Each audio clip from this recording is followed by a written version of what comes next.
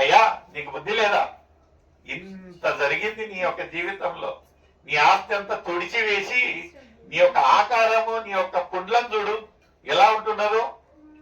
ఏముంటున్నదంటే గీరుకోలేక, నీకు తట్టుకోలేక ఆ ఒక వేదనను, పెంకులను తీసుకొని నువ్వు గీక్కుంటా అంటావు. అవసరమా నీకు? ఆ ఒక దేవుణ్ణి దూషించి మరణించు అన్నది. అలాంటి ఒక పరిస్థితి ఉన్న యోబు ఆయన ఒక సాక్ష్యాన్ని కాపాడుకొని ఏమంటున్నాడంట, ఆయన ఇచ్చెను, ఆయన తీసుకొని అడిగేవాడిని నేను ఎవరంట. ఈరోజు ఇంకా మన ఒక జీవితాలలో అలాంటి ఒక లోటు, అలాంటి ఒక వేదన ఉన్నట్లయితే మనము ప్రశ్నించే హక్కు మనకు లేదండి. ఎందుకంటే ఆయన ఇచ్చాడు, ఆయన తీసుకున్నాడు. ఆయన ఒక క్రియలో, ఆయన ఒక ఏముంటున్నది ప్రణాళికను మనము అడిగే వాళ్ళం ఎంతవరం అండి, ఎంతవరం. ఆయనను దేవుడు మరొకసారి మనకు ఇలాంటి ఒక కృపావరం ఇచ్చి ఉంటున్నాడంటే we must make the best use of 2025. we must make the best use. ఎవరు వీళ్ళు అనుకుంటారు, వాళ్ళు అనుకుంటారు, పక్కన పెట్టేసేయండి. మీ యొక్క ఆత్మీయ జీవితం, మీ యొక్క రక్షణ జీవితం ఎలా ఉంటున్నది అనేది చాలా ప్రాముఖ్యమైన ఒక అంశం. ఎందుకంటే లేఖనాలలో ఎంత స్పష్టంగా అంటా ఉంటున్నాడు, నేనే మార్గమును జీవమును, సత్యమును జీవమును. ఇక్కడ ఒక ఏమంటా అంటున్నాడు, అదే యోహాను రాసిన సువార్త 10వ అధ్యాయము 9వ వచనంలో ఏమంటా ఉంటున్నాడండి. త్వరగా చదవండి, నేను ఇంకా 5 నిమిషాలలో ముగిస్తాను. 10వ అధ్యాయము 9వ వచనం చదవండి. నేనే ద్వారమును, నా ద్వారా ఎవడైనా లోపల ప్రవేశించిన ఎడల వాడు రక్షింపబడి ఈ ఐ యామ్ ద డోర్ అంటా ఉంటున్నాడు. ట్రూలీ అది ఉందామా? ట్రూలీ అయితే ఐ యామ్ ద డోర్. మనం ఇంట్లోకి రావాలంటే డోర్ లేకపోయింది అనుకోండి, ఎవరైనా కిటికీలలో వచ్చే చూశారా? లేదు కదా. ఎందుకంటే ఈ ఇంటికి రావాలంటే ముఖ్య ద్వారం అక్కడ ఉంటున్నది. మనం ఇంకా మన ఒక జీవితాలలో, ఆత్మీయ జీవితాలలో దేవుని దగ్గరికి రావాలంటే ఇక్కడ మార్గం గురించి తెలుసు. ఈ యొక్క మార్గం తెలుసు, వినూతన కాలనీ అని. వినూతన కాలనీ అనే ఒక మార్గంలోంచి వచ్చిన తర్వాత ఆ ఒక రక్షణ అనే ఒక ఇంటిలో మనం చేరాలంటే ఇక్కడ లేఖనాలు ఏమంటా ఉంటున్నాయంటే నేనే ద్వారమును. చదవమ్మది మరొకసారి. నేనే ద్వారమును, నా ద్వారా ఎవడైనా లోపల ప్రవేశించిన ఎడల వాడు రక్షింపబడిన వాడై లోపలికి పోవచ్చు, బయటికి వచ్చుచు మేత వేయుచు నుండు. చూడండి ఎలా ఉంటున్నది మన జీవితం. మనం అక్కడ ఇక్కడ తిరిగి టైం పాస్ చేసుకుంటే వేస్ట్ అండి. ఎందుకంటే యేసయ్య చెప్పినట్టు నేనే మార్గమును, నేనే సత్యమును, నేనే జీవమును. నీకు ఆ రక్షణ భాగ్యం కావాలంటే నేనే ద్వారము, నా ద్వారా మాత్రమే నీకు రక్షణ, లేకపోతే లేదు. ఏం యేసయ్య అన్నింత చెప్పినవు? నేను ఎప్పుడైతే నిన్ను అంగీకరించానో, నా ఒక జీవితాన్ని మార్చుకున్నానో, శోధనల పైన శోధన. ప్రతి ఒక్కడు నన్ను విమర్శించే పని. చక్కగా ఉంటాడు, బాగా అతిక్రమించి ఏమేమో చేసినప్పుడు అందరూ దోస్తులే. అయితే ఒక్కసారి దేవుణ్ణి ఎన్నుకొని దేవుని మార్గంలో నడుస్తూ మన ఒక జీవితాలను దేవునికి సమర్పించి ఆయననే మన ఒక సొంత రక్షకునిగా అంగీకరించుంటున్నామో, ఎవరైతే మనకు ఆత్మీయంగా ఉంటారో అందరు దూరం అయిపోతారు, అందరు విమర్శిస్తారు, అందరూ సూటిపోటి మాటలను మాట్లాడుతూ ఉంటారు. అయితే అలాంటి ఒక మాటలకు, అలాంటి ఒక క్రియలకు ఇక్కడ లేఖనాలు 16వ అధ్యాయం 33వ వచనం ఎంత చక్కగా చెప్తా ఉంటున్నారండి. యోహాను రాసిన సువార్త 16వ అధ్యాయము 33వ వచనం ఏమంటున్నదండి?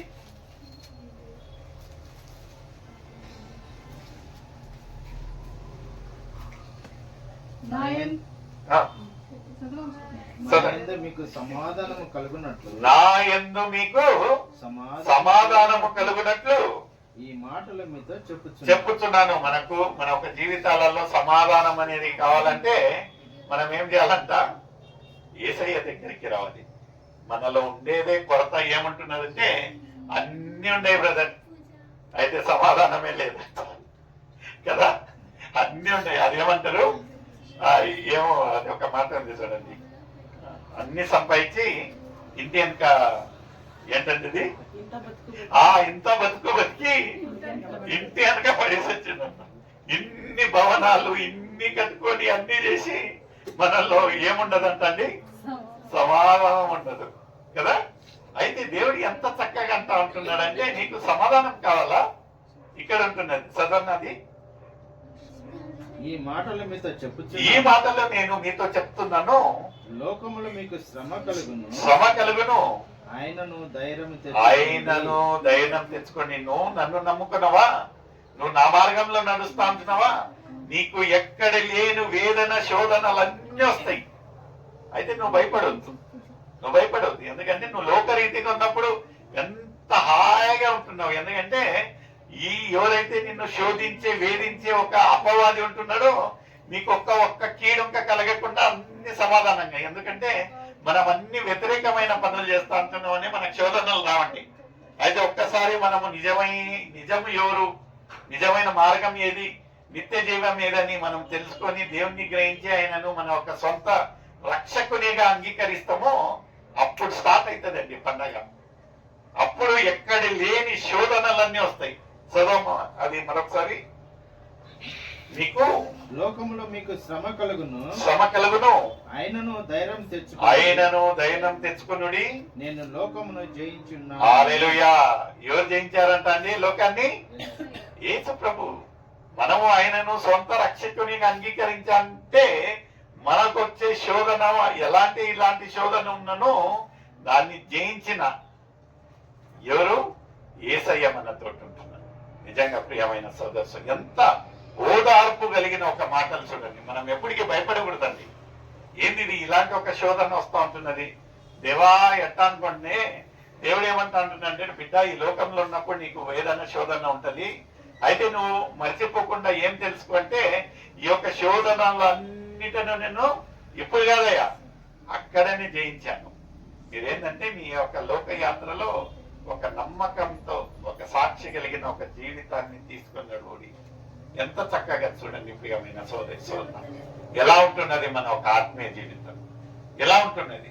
ఎందుకంటే మనం అనుకోవచ్చు మన ఒక జీవిత కాలం అంతా ఇంతేనా, మనం అనుకోవచ్చు నేను దేవుని బిడ్డ కదా, దేవుని బిడ్డ అయితే ఎందుకు ఇట్లాంటి శోధన వస్తూ ఉంటున్నది, దేవుడు ఎందుకు ఇట్లా శోధిస్తాడు అంటే ఇక్కడ ఏమంటా ఉంటున్నదండి. యోహాను రాసిన సువార్త 8వ అధ్యాయము 44వ వచనము.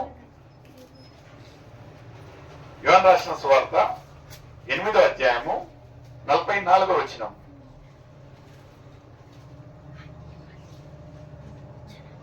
తీసిన వారు చదివి సహకరించారు. మనం ఇన్ని రోజులు ఏమనుకుంటామంటే మనము సేవించే దేవుడు గొప్ప దేవుడు, మన ఒక తండ్రి దేవుడు కదా, ఎందుకు ఇలాంటి ఒక శోధన వస్తూ ఉంటున్నాయి. అయితే లోక రీతిగా ఉంటున్నాము, మన ఒక క్రియల చొప్పున మన ఒక ఆత్మీయ తండ్రి ఎవరనేది ఇక్కడ స్పష్టంగా రాసి ఉంటున్నది. చదవమ్మా. మీరు ఎవరంట అండి? మన యొక్క తండ్రి అపవాదికి సంబంధించిన వాళ్ళమంట. ఎందుకంటే పొద్దున్న లేస్తే రాత్రి వరకు మనం చేసేదంతా ఎవరి క్రియలంట అండి? దేవునికి అతిక్రమించి ఆయాసకరమైన క్రియలే చేస్తా ఉంటున్నాము. తండ్రి దేవా అంటే ఎలా చెప్పండి. ఎందుకంటే మన ఒక క్రియలకు చూసినట్లయితే కొన్ని విషయాలను పిల్లలను చూడంగానే ఫలాని తండ్రి అని కనుక్కుంటా ఉండే కదా. నిన్నటి రోజు ఇంకా ఐడికి ఒక 14 డయాగ్రామ్స్ ఇచ్చిన్నారు అసైన్మెంట్ లో, డ్రాయింగ్ ఏమని. అవి రౌండ్ తిరిగి డాడీ నాకు డ్రాయింగ్ చేసి అని అంటే, ఎందుకు నాన్న ఇంత ఈజీగా ఉంటున్నది డ్రాయింగ్ వేయంటే నాకు రాదు అన్నది. నాకు రాదనేసరికి నేను చెప్పాను, బిడ్డ నేను ఎంత చక్కగా డ్రాయింగ్ చేస్తాను, నువ్వు నా బిడ్డ కనుక నీకు ఎట్లనన్నా వస్తుంది, డ్రాయింగ్ అంటే ఆమె దాన్ని ట్రేసింగ్ చేసిందో ఏం చేసిందో నాకు తెలియదు, కానీ మొత్తానికి డ్రాయింగ్ చేసింది. అక్కడ చూసినప్పుడు మనకే మన పైన ఒక రకమైన ఆయాసకరంగా అనిపిస్తుంది. ఇక్కడ ఇంకా మనం చేసే క్రియలన్నీ ఎవరి క్రియలు అంటండి? అపవాదికి సంబంధించిన క్రియలు.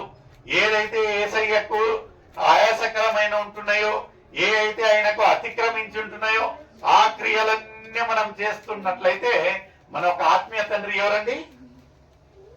మన ఒక ఆత్మీయ తండ్రి యేసుక్రీస్తా లేకపోతే అపవాది? అయితే యేసుక్రీస్తు అయితే ఆయన ఒక క్రియలను మనం చేయాలి కదా. అయితే మనం ఎవరి క్రియలు చేస్తా ఉంటున్నాం అండి? అపవాది. చదవండి అండి మరొకసారి. మీరు మీరు మీ తండ్రి యొక్క అపవాది సంబంధులు. ఆ, మీ తండ్రి దురాశలు దురాశలు ఆశలు అంటే పర్వాలేదు కానీ మన ఆశలుగా ఉండవండి. ఎలా ఉంటాయండి? దురాశలు నెరవేర్చగోరుచున్నారు. ఆ, ఆది నుండి వాడు నరహంతకుడై ఉండి సత్యమందు నిలిచిన వాడు. ఆది నుంచి ఇప్పుడు ఆది ఎందుకు వచ్చిందంటే ఆదామవ్వ కాలం నుంచి దేవుడు సమస్తమై ఇచ్చి ఆ ఒక్క ఫలముద్దునైనా అని ఎత్తుకొని మొత్తుకుంటే మన వాళ్ళు ఏం చేశారంట? యాదైతే చెయ్యకూడదన్నారో అదే చేసి దేవుని యొక్క కృపను పోగొట్టుకున్నాం. మనం ఒక లోకరీతిగా దేవుడు ఈ చెయ్యమంటే మనం అన్ని దానికి రివర్సే చేస్తాం. మళ్ళీ దేవుని బిడ్డలుగా అంటే ఎత్తాలి. అందుకనే ఇప్పుడుది కాదైనా ఇది టెక్నికల్ ప్రాబ్లము. ఈ ప్రాబ్లం ఎప్పటి నుంచి? ఆది కాలం నుంచి. ఆ రోజు ఒక ఆదమవన్న అది తినబాకంటే అదే తిన్నారు. నరాంతకులు ఎవరండి? కయ్యను ఏబేలు. హత్య అనేది తెలియదు. ఒక దురాశతో అతని పైన ఒక కచ్చా ద్వేషంతో ఏం చేశారంటండి? నరహత్య అనేది జరిగి ఉంటున్నది. ఈ రోజు కాదు ఇది. ఎప్పుడుదండి ఇది? ఆది నుంచి. అయినను దేవుణ్ణి మన ఒక సొంత రక్షకునిగా ఉన్నట్లయితే దేవుడు ఏమంటా ఉంటున్నాడంటే, నేను నిన్ను నావలే నా ఒక ప్రతిబింబంలో చేశాను.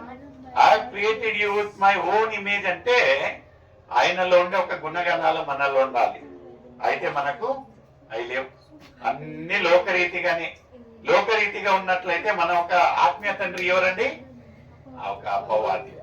ఆయనను ప్రియమైన సోదర దేవుడు ఎంత ఓదార్పు కలిగి ఒక మాటలు చెప్తా ఉంటున్నాడంటే, ఆఖరిగా ప్రకటనలో 2వ అధ్యాయము 10వ వచనం ఒకటి చదువుకొని ఈ యొక్క కూటాన్ని ముగిస్తామండి. ప్రకటనలు 2వ అధ్యాయము 10వ వచనం.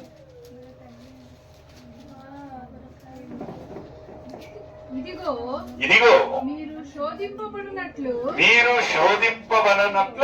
అపవాది మీలో కొందరిని చెరలో వేయబోతా ఉంటున్నాడు. 10 దినములు శ్రమ కలుగును. ఎన్ని రోజులు అంటండి? 10 రోజులు మాత్రమే శ్రమ. మీరు పెద్దగా బాధపడద్దు. మీ యొక్క జీవిత కాలం అంతా దేవుడు మిమ్మల్ని కాపాడనికుంటున్నాడు. ఏంటంటే ఈ ఒక 10 రోజులు మాత్రమే శ్రమ ఉంటున్నది. ఎందుకంటే అపవాది మిమ్మల్ని చెరసాలలో వేయబోతా ఉంటున్నారు. ఇంకా నా జీవిత కాలం ఇంతే అని మనం ఉన్నట్లయితే మన ఒక ఆత్మీయ జీవితాలలో ఏ ఒక్క నిరీక్షణ ఉండదు. అయితే మనము దేవుని బిడ్డలుగా ఉండే వాళ్ళకు ఒక నిరీక్షణ అనేది ఉండాలి. నిరీక్షణ ఉన్నట్లయితే ఎంత చక్కగా చూడమ్మా, ముందు చూడమ్మా. 10 దినములు శ్రమ కలుగును, మరణము వరకు నమ్మకముగా ఉండాలి. ఎప్పటి వరకు అంటే మరణము వరకు మనము నమ్మకంగా ఉన్నట్లయితే నేను నీకు హల్లెలూయా ఏమి ఇవ్వబోతా అంటున్నాడు అంటే జీవ కిరీటం ఇవ్వబోతా అంటున్నాను. అయితే మీరు ఏం చేయాలి? నమ్మకంగా ఉండాలి. ఇప్పుడు ఒక ప్రశ్న నీకు నాకు అయితా ఉంటున్నది, మన ఒక ఆత్మీయ జీవితాలు ఎలా ఉంటున్నాయి? మనం నిజంగా నమ్మకంగా ఉన్నట్లయితే దేవుడు మన కొరకు ఏం చేస్తా ఉంటున్నాడు? ఒక జీవ కిరీటం ఇవ్వబోతాం. ఇంకా ఏం కావాలి ప్రియమైన సోదరి సోదరు? నిజంగా ఈ యొక్క నూతన సంవత్సరంలో మొదటి వారము, మొదటి ప్రేయర్ ఈ యొక్క కుటుంబీకులకు, ఇక్కడ ఉన్న ప్రతి ఒక్కరికి దేవుడు ఎంత ఓదార్పు మాటలు ఏమంటా ఉంటున్నాడంటే 10 రోజులు మాత్రమే మీకు శ్రమ, 10 రోజులు మాత్రమే శ్రమ. అయితే మీరు నమ్మకంగా మీ యొక్క ఆత్మీయ జీవితాన్ని కాపాడుకున్నట్లయితే I'm going to reward you. ఏమంటున్నాడంటే మనకేం ఇవ్వబోతా అంటున్నాడండి? జీవ కిరీటం ఇవ్వబోతా అంటున్నాను. ఎలా ఉంటున్నారు మన ఒక ఆత్మీయ జీవితాన్ని? మనల్ని మనం ఒకసారి పరీక్షించుకున్నామండి. ప్రతికూలము ఈ యొక్క 2024 ఈ యొక్క సంవత్సరం 2025లో దేవుడు మనకు కృపావరంతో ఇలాంటి ఒక నూతనమైన ఒక సంవత్సరం అనుగ్రహించినప్పుడు మన ఒక ఆత్మీయ జీవితాలు ఎలా ఉంటున్నాయని మనల్ని మనం ఒకసారి పరీక్షించుకున్నాం. నిజంగా ప్రియమైన సోదరుడు, మనమందరం మన ఒక జీవితాలను దేవునికి సమర్పిస్తాం. దేవా, ఇలాంటి ఒక జీవితాన్ని నాకు ఇచ్చినందుకు నీకు వేలాది స్తోత్రం ప్రభా. మీ యొక్క కృప, మీ యొక్క ప్రేమ ద్వారా ప్రభా మీరు కాపాడిన విధానం కొరకే స్తోత్రం ప్రభా. మనం ఇంకా ఆయాసకరమైన క్రియలలో ఉన్నట్లయితే ఇదే అనుకూలమైన సమయం, ఇదే రక్షణ దినం అవుతున్నది. మనమందరం మనం ఒక విరిగి నలిగిన హృదయాలను దేవునికి సమర్పించి, దేవా నేను ఒక పాపిని రాజా, మీ యొక్క పరిశుద్ధ రక్తంతో కడిగి నన్ను శుద్ధీకరించండి అంటే ప్రేమ కలిగిన దేవుడు, నమ్మగలిగిన దేవుడు, నిన్ను నన్ను ప్రేమించి ఆయన బిడ్డగా అంగీకరించడానికి వేచి మనమందరం మౌనంగా ఉండకుండా మనమందరము దేవుని వైపు చూస్తూ మన హృదయాలను దేవునికి సమర్పిస్తాం.